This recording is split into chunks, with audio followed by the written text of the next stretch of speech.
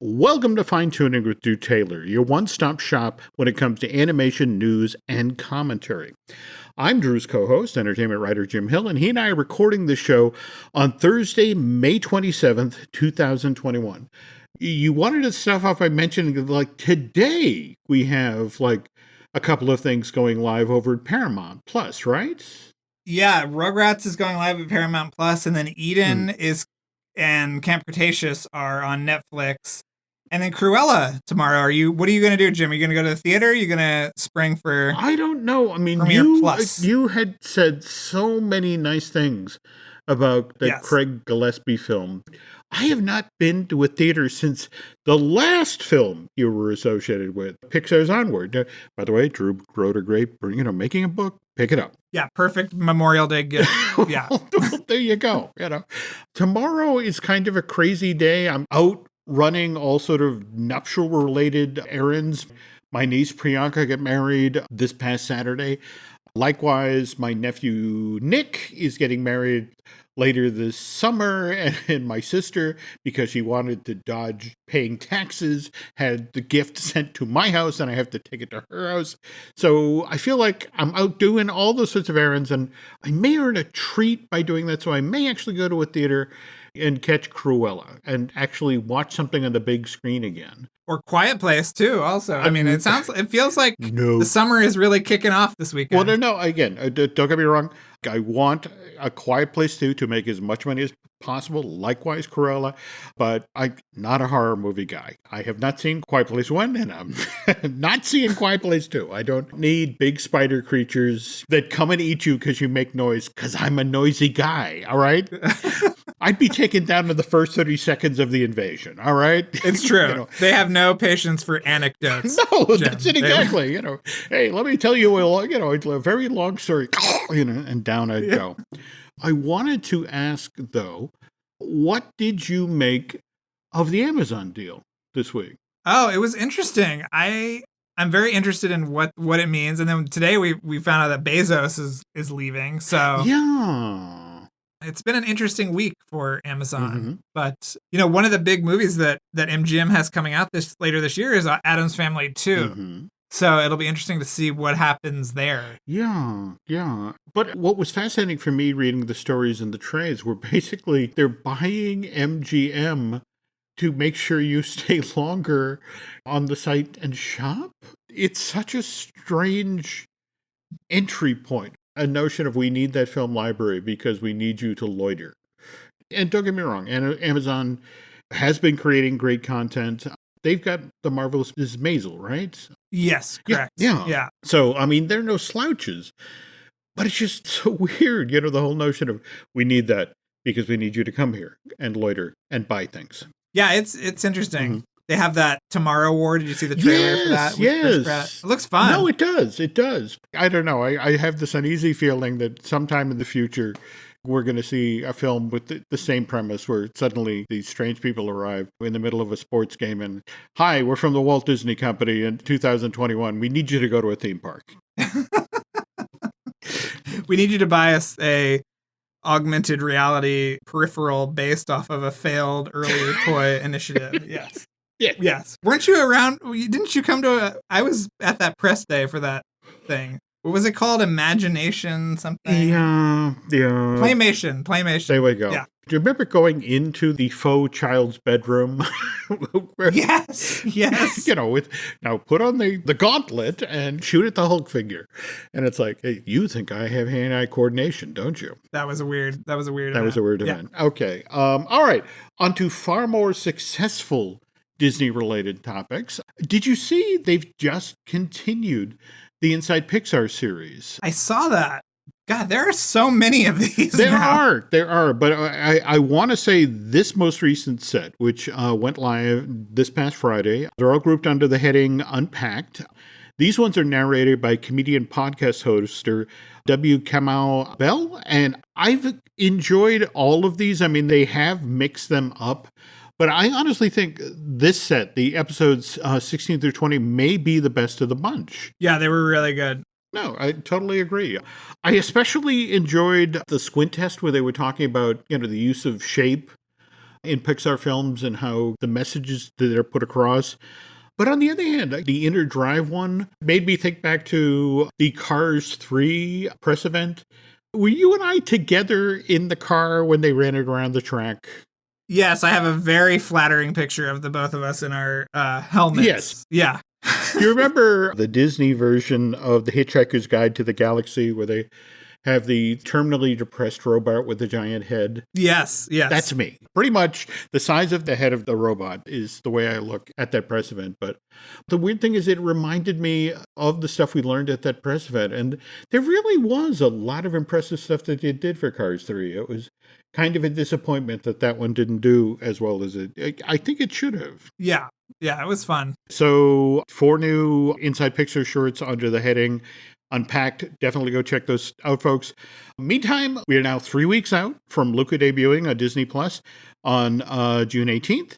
And earlier this week, Chronicle Books was nice enough to send Drew and I a review copy of The Art of Luca, very handsome hardcover. Doesn't hit store shelves till Tuesday, June 8th. And this is one of these moments that clearly demonstrates the difference between myself and Mr. Taylor. Will you tell the nice people what you did with the copy, again, of this 175 or 76 page book? I left the shrink wrap on and I put it on the shelf next to all my other Art of Pixar books, which I have a few holes, but I am waiting for Pixar Campus to reopen because they have a great sale on those books. True. So yeah. But it is being preserved until after I watch the film, which will be very soon. But, I still want to maintain the magic a little bit. Well, okay, that's true. Again, very self-disciplined, serious journalist. Whereas I am a real Rosebud was his sled, Bruce Willis was dead all along kind of guy. I tore the shrink wrap off immediately and devoured The Art of Luca. Really like what I saw. Have to sit on the real news till, well, not June 8th when the book comes out, but well after June 18th when Luca begins streaming on Disney Plus. Oh, the news portion of Fine Tuning is brought to you by Storybook Destinations, trusted travel partner of the Jim Hill Media Podcast Network. For a worry-free travel experience, please book online at storybookdestinations.com.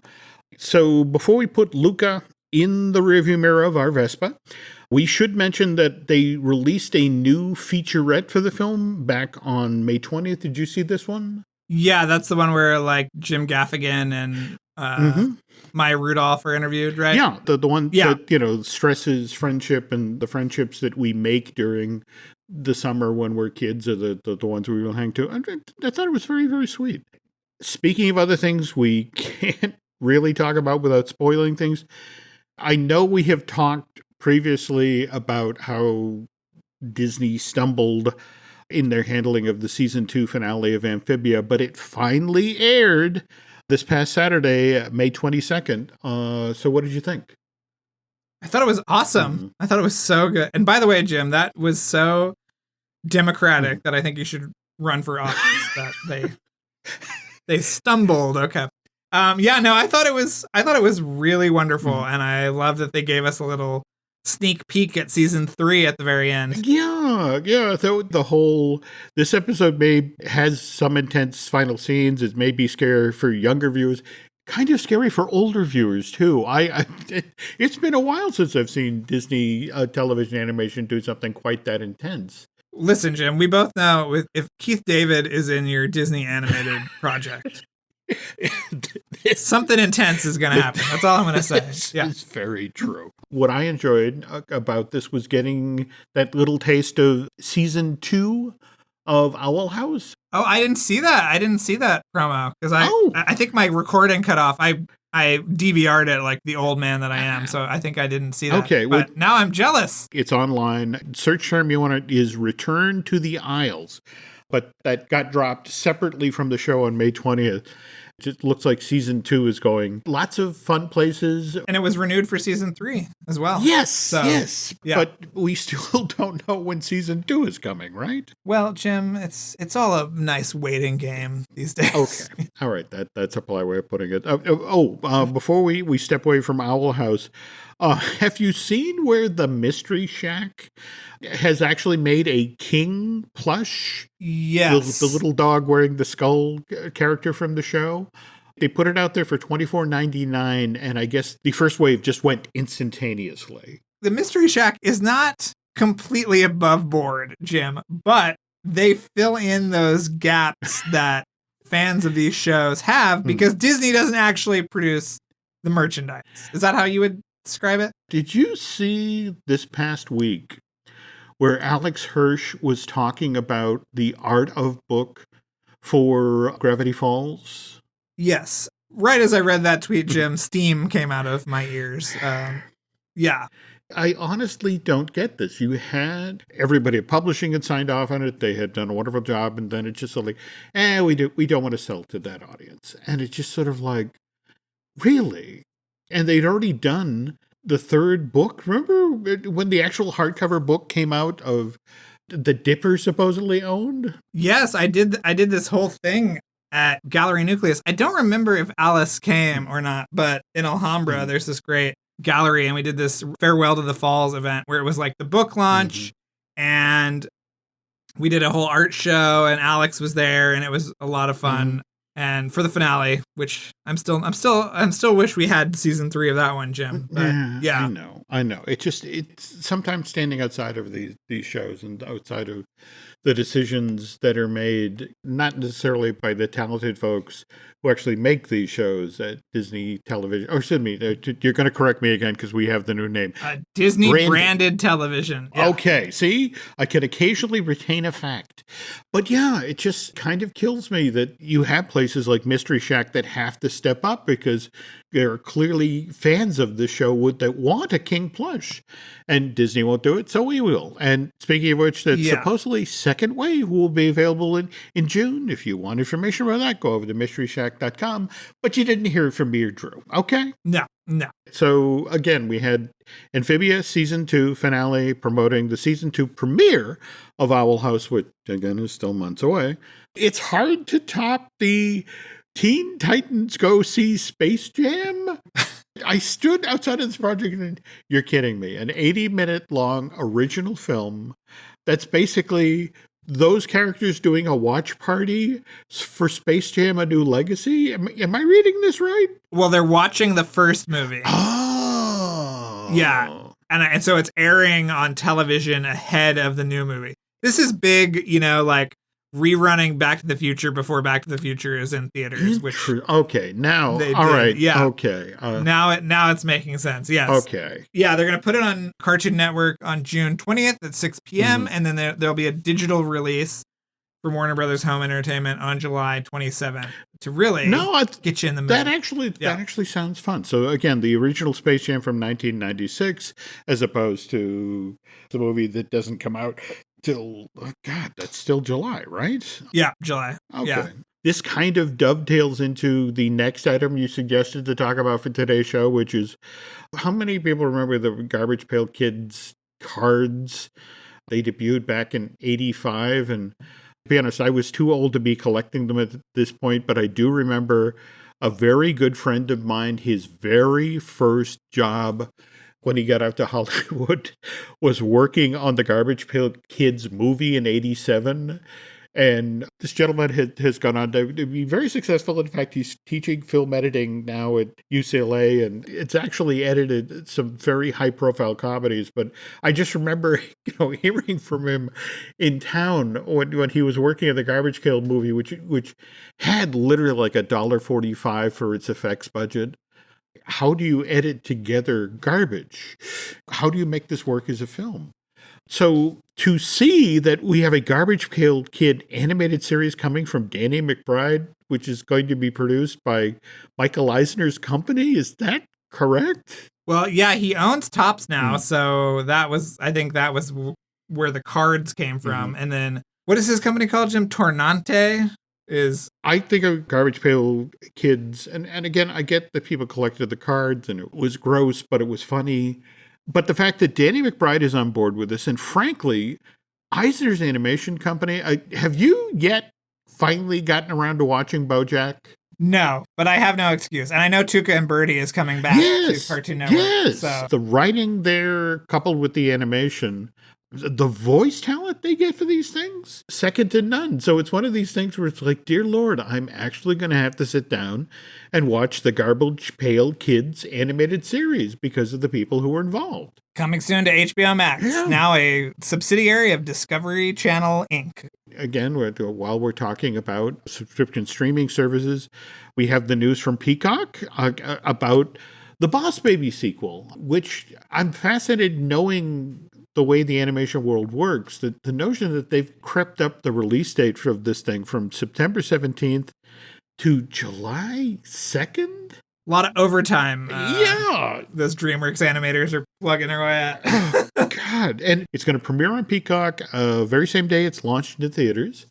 But again, July 2nd. That's normally a fairly busy date. But again, I guess with this summer, where everything is still a little tentative, a little shaky. Right. So I have to ask, speaking of the summer of 2021, just today, we saw our first really for real trailer for The Jungle Cruise with Dwayne Johnson and Emily Blunt. And what did we think? I thought it looked great. It looked like Romancing the Stone meets Pirates of the Caribbean. I'm in, Jim. Okay. I'm in. And the ILM visual effects look really stunning. They do. Everyone I'm talking with at Disney, when they talk about Jungle Cruise, they believe it's the next Pirates. Yeah, I just wonder if the Disney Premiere Plus element of it will sort of prematurely doom it in terms of becoming a franchise. Yeah. Because it's not just in theaters, it's on Disney Plus as well. And I don't think there's been a great success with that Premiere Plus access. Just because something is on a streaming service doesn't necessarily mean that it can't go on to be hugely successful. And in fact, that brings us to what we're going to be talking about on the second half of today's show. Spirit Untamed, the new DreamWorks Animation film, which arrives in theaters next week, right? June 4th? Yep. You and I have both watched the Selene Bogman film ahead. They were nice enough to send along a screener, and it's really handsome. I mean, coupled with the fact that a widescreen animated film. I'm actually halfway tempted to run out and see this thing in theaters just to, because again, watching it on your laptop when it's a widescreen, that's cool. But still, it's like, right. I'd love to see these images blown up big.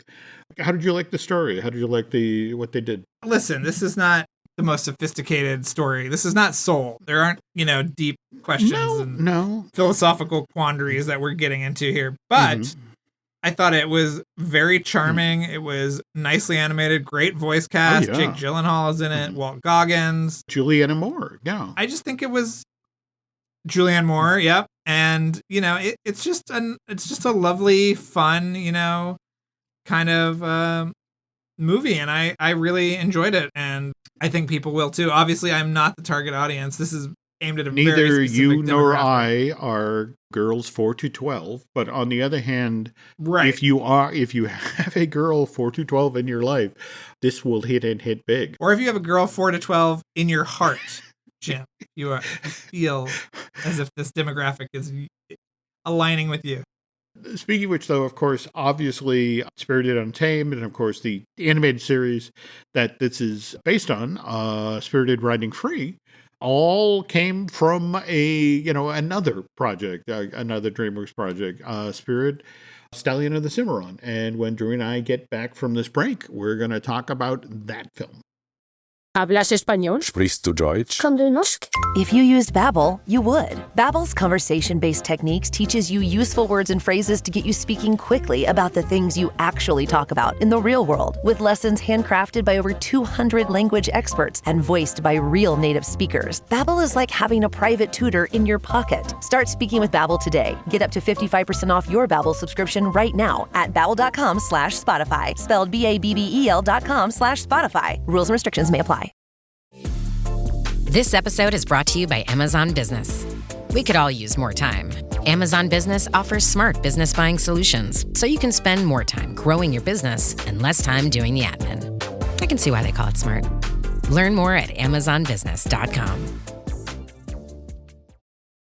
Every day, thousands of Comcast engineers and technologists like Olu Shei are working to build the best sports viewing experience.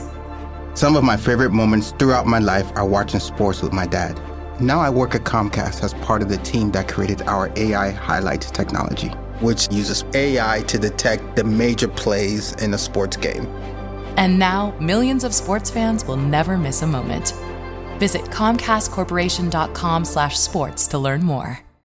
When is the last time you saw Spirit of the Cimarron? I actually saw it not that long ago because I did a ranking of every single That's DreamWorks right. That's movie. right. You did. Yeah, so I was pretty impressed. You know, it's a talk about a beautiful looking movie. Good Lord, it is just gorgeous. And they tried their damnedest. When Jeffrey took director Lorna Cook and Kelly Asbury and Ronnie Del Carmen, I want to say, who was an art director in the project, they basically did a tour of the American national parks. They went to Yellowstone, Yosemite, Grand Canyon, went up to the Grand Tetons, Glacier National Park, all with the notion of this is going to be this very American story. And so, we have to do right by these spaces. But at the same time, the period when they were working on Spirit, Stallion of the Cimarron, while it was in production at DreamWorks, Jeffrey referred to as the worst period of his career, but not because of the movie, but rather because of what was going on in the marketplace. Spirit comes out in May of 2002, but the year previous, Shrek had come out. Shrek had a $60 million budget and went on to make $420 million. And it was the biggest success DreamWorks had to that date. It's the fourth highest grossing film for the 2001. And by the way, the third highest grossing film, Drew, was Monsters, Inc. So here's Jeffrey looking at the huge pile of money these two CG films have just made. And it as he told the New York Times, it's like, I think the idea of a traditional story being told using traditional animation is likely a thing of the past. But Spirit, Stallion of the Cimarron, and then the film that came out the year after it, Sinbad, Legend of the Seven Seas, to Jeffrey's way of thinking at this point, they're too far along to abandon.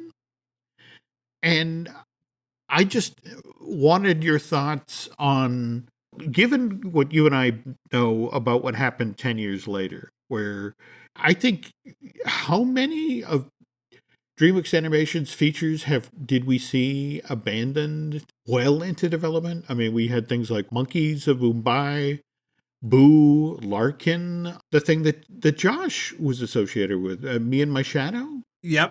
And also, as we learned, Jim, Tusker. Yes. So one. that's 5 that he was able to. No, we've spent millions. We've done years of development. We're walking away from it. And you got to wonder, was it the hard lesson that he learned from Spirit and Sinbad? That even if you spent a lot of money, you still should, if you're just sensing it's the wrong film at the wrong time in the wrong medium, you shut it down. He went on to say that we'd started on Spirit and Sinbad, so we had to finish them. But by then, I knew that CG films like Shrek were the way forward. I just couldn't tell anyone at the time, but I knew.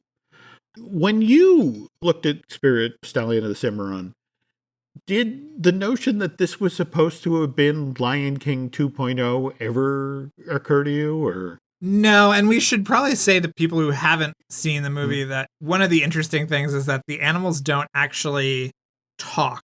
Yep.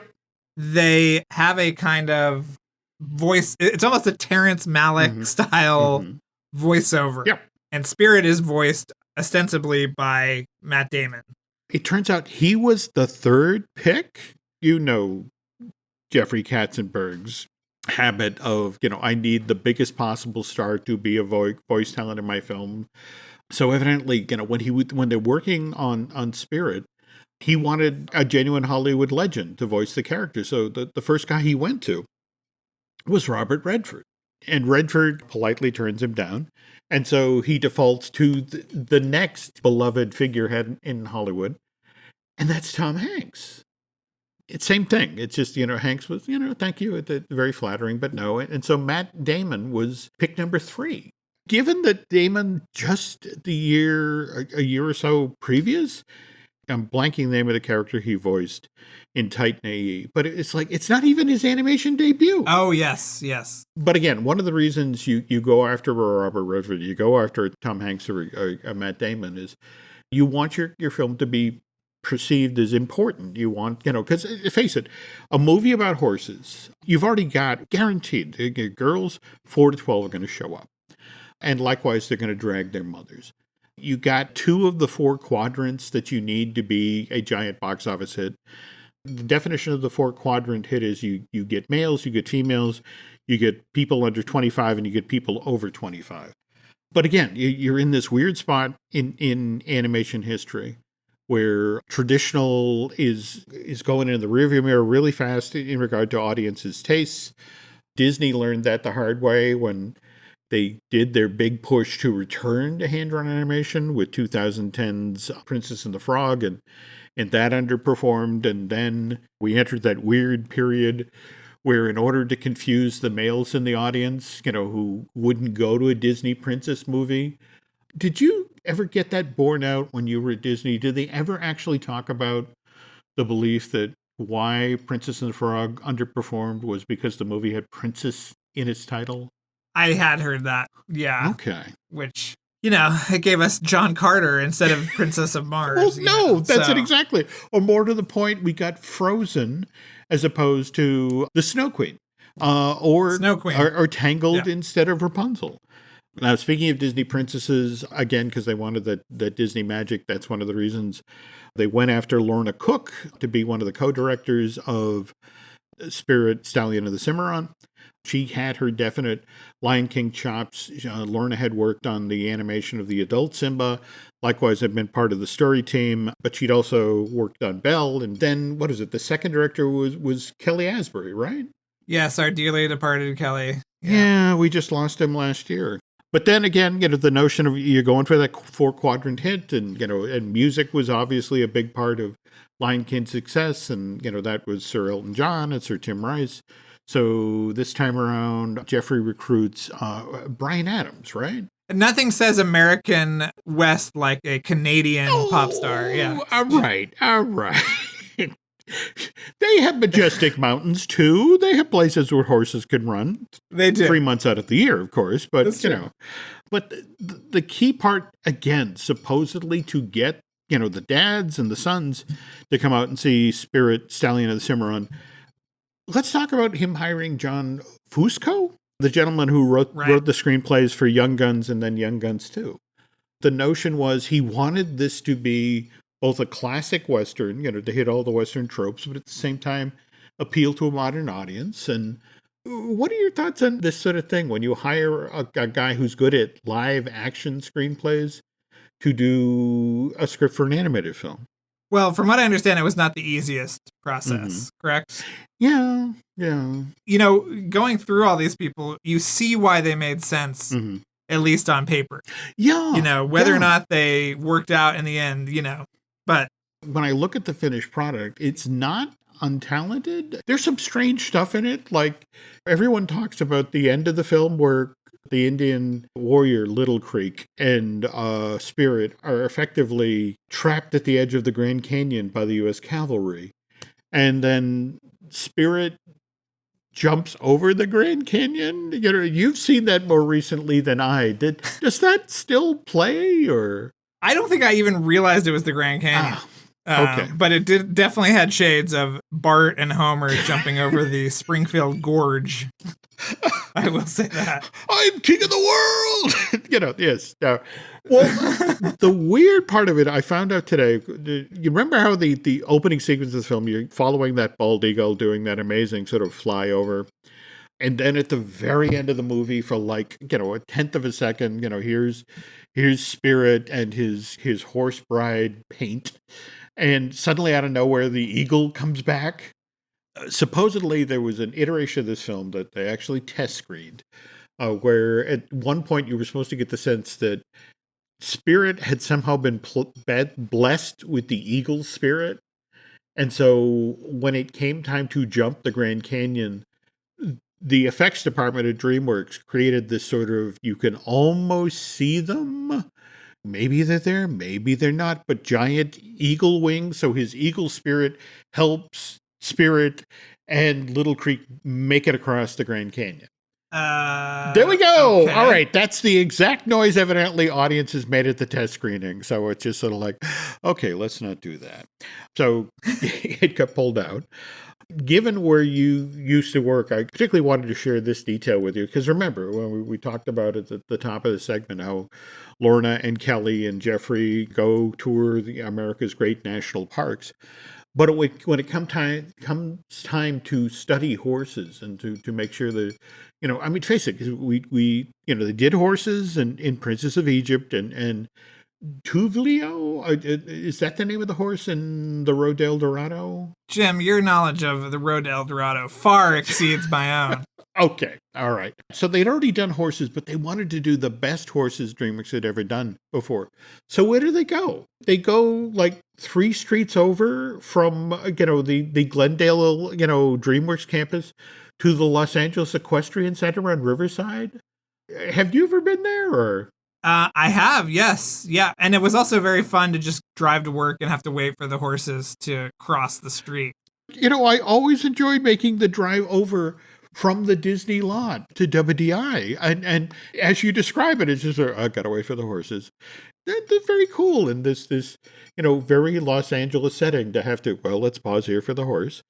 By the way, the horse, the physical, horse spirit in the film is based on a specific breed of horse. It's called a Kiger Mustang.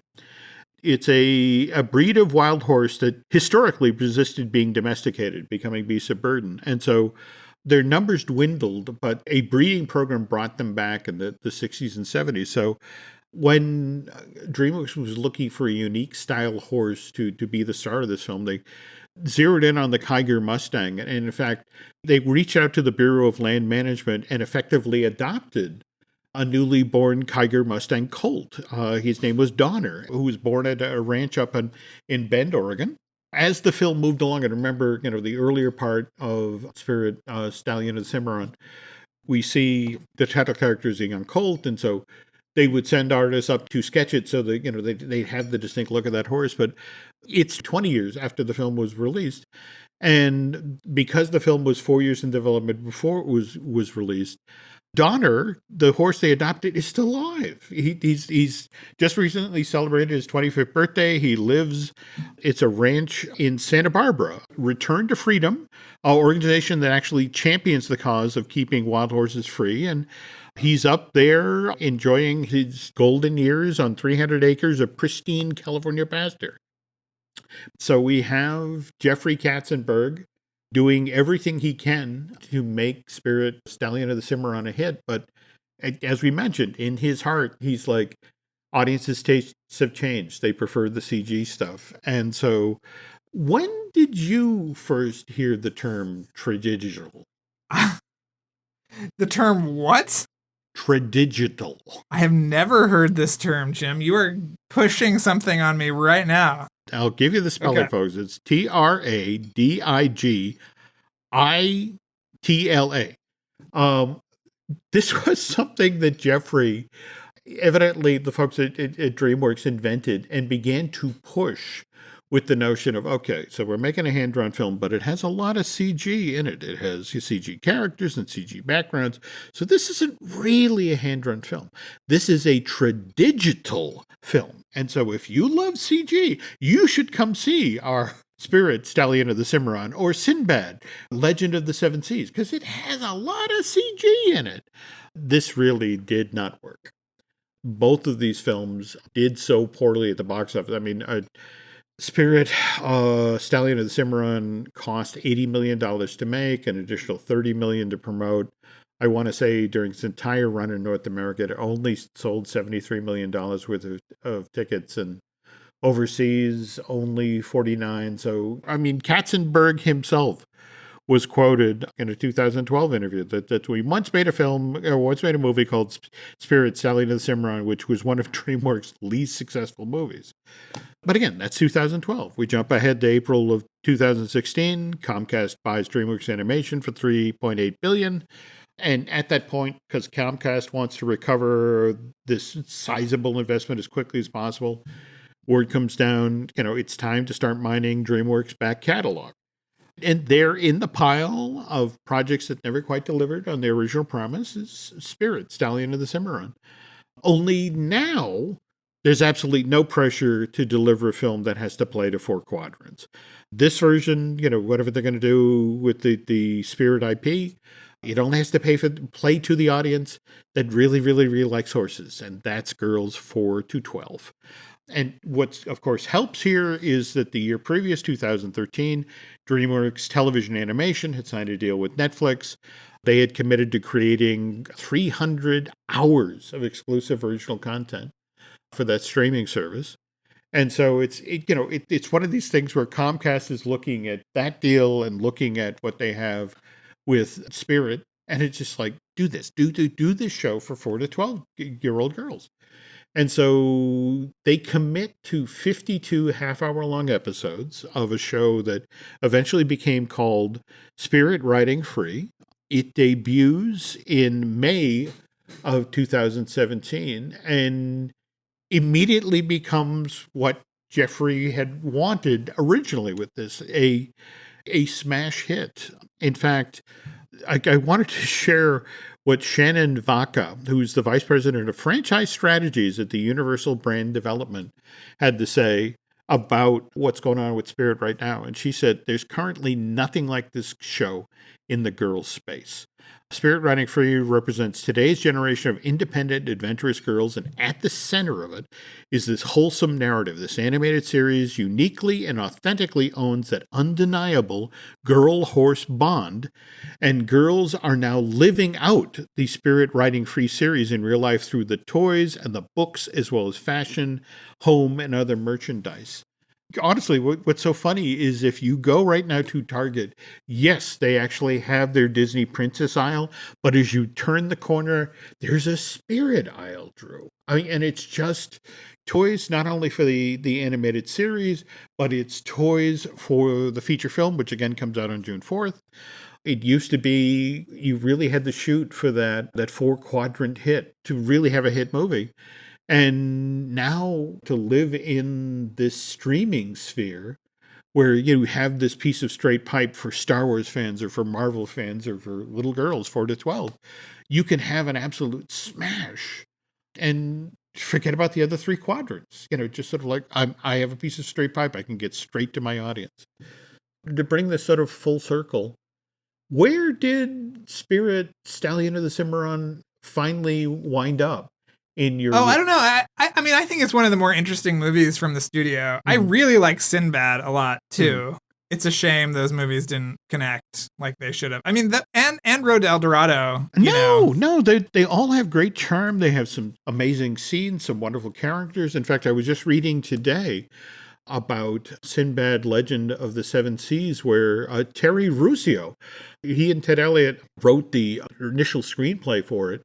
And he was just talking about how frustrated he was with the changes that were being made at DreamWorks at the time, where, the original version of that story was much more in the Casablanca style. It was, Sinbad gave up the girl and went off to sea and had his adventures. And DreamWorks tested it and didn't like the ending and decided Sinbad should get the end of the film. And the thing that particularly kind of nailed home that, okay, wrong film, wrong time, and I can remember, it's a seafaring tale, it's adventure, it's got monsters. It doesn't connect with an audience. But the very next week, Pirates of the Caribbean, The Curse of the Black Pearl comes out. And seafaring tale, monsters, anti-hero. And that launches a franchise that becomes a giant hit for Disney. It's crazy. Yeah, it's such a crapshoot. So that brings us to the tail end of this week's Fine Tuning, folks. But that doesn't mean there aren't other great podcasts out there to listen to. And Drew, is actually the mastermind powerhouse behind 3 really great podcasts. We have Light the Fuse, Light the Wick, and the forthcoming Light the Fuselage, right? Yes, all under the Light the Wick name. Okay. I don't want you to think that there are 3 different podcasts out there. These are all under Light the Fuse. Got it. Yes, yeah. But yeah, we have some great episodes coming up. We've got our big Brian De Palma episode in June. We're going to get dipped back into the Wick universe with an interview with David Leitch, who, he directed a little movie called Deadpool 2, another little independent movie called Atomic Blonde. These are small projects. You know, you might have Hobbs and Shaw, maybe you've heard of that. Oh, So geez. that was really great. And so yeah, it's gonna be fun. We got a lot of great stuff coming up, Jim. Did I see today on Twitter, is that correct? Today, 1 year from today, we get Mission Yes. Impossible 7? Yeah, and not only that, Jim, but it's supposed to also be the 1 year Mission Impossible 7 and John Wick 4 are supposed to come out on the same day. I don't think that will happen, but Okay. it's very exciting to think about. It is. So, you know, so it's going to be interesting to see who blinks there. Yes. Okay. And again, after you listen to all of those terrific, Light the Fuse related podcasts, we got a few shows over here too. We got Disney Dish with Len Testa. I'm going to be recording a new Universal joint with Dustin Fuse. And then on Monday, Aaron Adams and I will sit down and do a brand new Marvelous Disney where I'm sure we'll be talking about the Eternals. Have you been watching the ads for Loki? Yes. In fact, there's a billboard for Loki right outside of my apartment. He's watching me shower, Jim. All right, well, tell you what, folks, if you've enjoyed what you've been listening to here today, if you get out over to Apple Podcasts and rate and review the show, that would mean a lot to Drew and I. Likewise, if you got a moment, also, drop in a rate and a review of Light the Fuse, because a great show deserves to be heard by more people. If you get over to Bandcamp and subscribe, that would be helpful. And seriously, if you are not following Drew Taylor on Twitter, you are missing some genuinely funny, and interesting stuff. Speaking of which, where are you now in your Hollywood Pictures marathon? Well, I bought a bunch of awesome Blu-rays from Kino Lorber. They had a big sale, a couple of months ago. So I've got like so many forgotten Touchstone and Hollywood Blu-rays that I really need to crack into. I wanted to watch Taking Care of Business for Charles Grodin, obviously. Yeah. I want to rewatch Nixon. I've been kind of itching to watch that again. So just a ton of stuff, Jim. Oh, okay. Geez, it's been years since I've seen and that's Oliver Stone's Nixon, yes, right? Yes. With Anthony Hopkins. Yes. Ooh, yeah, it's been years. Okay. You can find us on Twitter and Instagram as Jim Hill Media and on Facebook at Jim Hill Media News. And Drew and I will be back soon with a new fine tuning. Take care, folks.